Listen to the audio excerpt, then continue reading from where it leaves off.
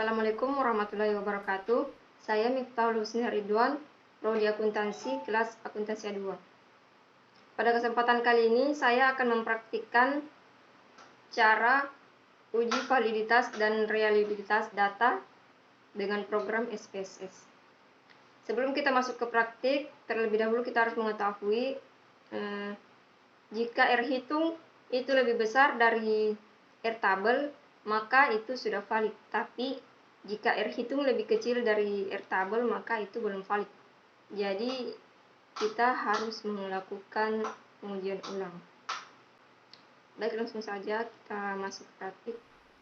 Seperti yang kita lihat di sini, ini adalah data yang kita dapat dari 10 responden dengan 5 item pernyataan. Langsung kita masuk ke program SPSS. Kita masuk ke variable view, lalu kita masukkan KP1, KP2, KP3, KP4, dan KP5. Kemudian total.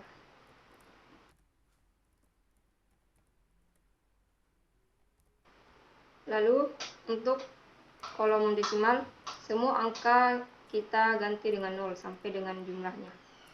Kita ganti dengan 0.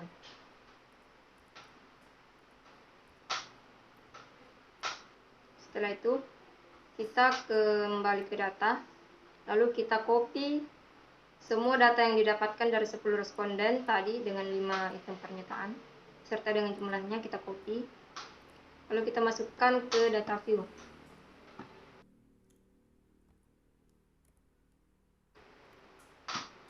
Setelah itu kita pilih analyze, kemudian correlate, lalu divide,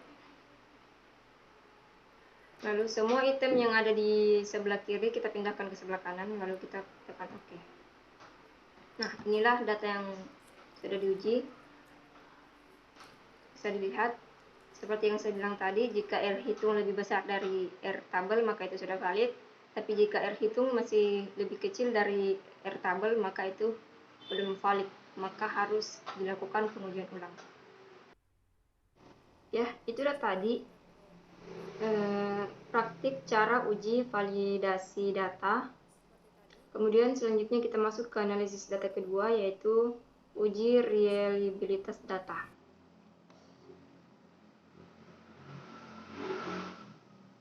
Tadi untuk melihat apakah data yang diuji sudah valid atau tidak, kita dapat melihat jika R hitung lebih besar dari R tabel maka itu sudah valid.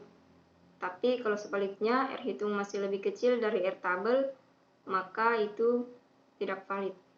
Tapi kalau untuk melihat apakah data yang diuji sudah konsisten atau tidak, kita dapat melihat jika alfa lebih besar dari R tabel maka itu sudah konsisten, tapi jika alfa lebih kecil dari R tabel maka itu tidak konsisten. Langsung saja kita masuk ke praktik. Yang pertama kita masuk ke variabel data. Seperti tadi kita masukkan KP1, KP2, KP3, KP4, dan KP5. Kalau tadi diuji validasi kita memasukkan total, kalau diuji reliabilitas kita tidak menggunakan total. Jadi langsung saja kita ke data, lalu copy data dari 10 responden tadi, tapi tidak mengcopy jumlahnya, cukup datanya saja. Kemudian kita masukkan ke data view, lalu pilih analyze. Reliability analysis, item yang di kiri dipindahkan ke kanan, kemudian klik statistik, kemudian checklist item dan scale if item delete, lalu continue.